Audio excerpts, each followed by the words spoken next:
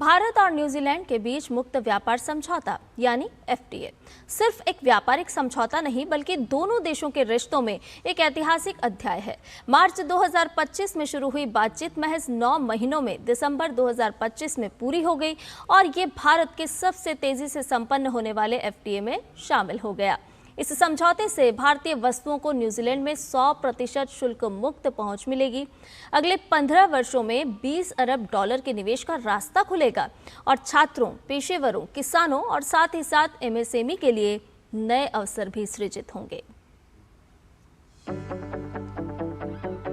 वर्ष 2024-25 में दोनों देशों के बीच वस्तुओं का व्यापार 49% बढ़कर 1.3 अरब डॉलर तक पहुंच गया। भारत का न्यूजीलैंड को निर्यात 711 मिलियन डॉलर रहा, जबकि सेवाओं का निर्यात 13% बढ़कर 634 मिलियन डॉलर तक पहुंच गया। पिछले 10 वर्षों में भारत का निर्यात 130% बढ़ा, जबकि आयात केवल 7% बढ़ा, जिससे भारत के पक्ष में सकारात्मक व्यापार संतुलन बना।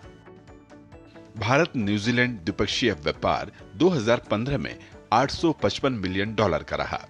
2025 में यह 1.298 अरब डॉलर का हो गया। व्यापार में वृद्धि 52% की दर्ज की गई। भारतीय निर्यात 700 मिलियन डॉलर का रहा और सेवाओं का निर्यात 634 मिलियन डॉलर का रहा। इस एफटीए की सबसे बड़ी उपलब्धि है कि न्यूजीलैंड ने अपनी सभी 8,284 टैरिफ लाइनों पर भारतीय उत्पादों के लिए शुल्क समाप्त कर दिया है, यानी भारत के 100% निर्यात को शून्य शुल्क पर बाजार मिलेगा। इससे वस्त्र, परिधान, चमड़ा, जूते, इंजीनियरिंग उत्पाद, फार्मा, प्लास्टिक, रबड़, कृषि उत्पाद और प्रसंस्कृत खाद्य क्षेत्र को बड़ा लाभ मिलेगा। इस एफटीए से भारत को बड़ा फायदा होगा, जिसके तहत 100% निर्यात पर जीरो ड्यूटी, 15 वर्षों में 20 अरब डॉलर का निवेश, 118 सेवा क्षेत्रों में बाजार पहुंच, 139 क्षेत्रों में MFN दर्जा, 5000 कुशल पेशेवरों के लिए वीजा, स्टेम छात्रों के लिए 3 वर्ष तक पोस्ट स्टडी वर्क वीजा, हर साल 1000 युवाओं को वर्किंग हॉलिडे वीजा। फार्मास्यूटिकल क्षेत्र में विश्वसनीय नियामकों के प्रमाणन को मान्यता देने की व्यवस्था से भारतीय दवाओं और मेडिकल उपकरणों को तेजी से मंजूरी मिलेगी।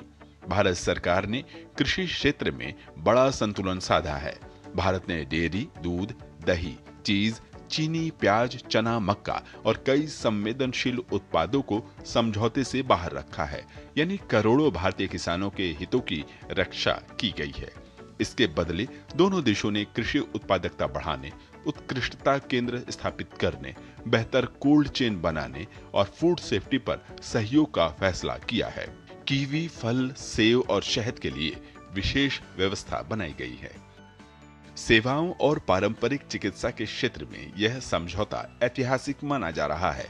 पहली बार न्यूजीलैंड ने आयुर्वेद, योग और पारंपरिक चिकित्सा सेवाओं पर अलग समझौता किया है। इसके जरिए आयुष योग प्रशिक्षकों, भारतीय शेफ, संगीत शिक्षकों, IT इंजीनियरिंग और स्वास्थ्य सेवा पेशेवरों के लिए अवसर बढ़ेंगे। बौद्धिक संपदा अधिकार के तहत भारत के GI उत्पादों को यूरोपीय स्तर की सुरक्षा देने के लिए न्यूजीलैंड अपने कानूनों में बदलाव करेगा।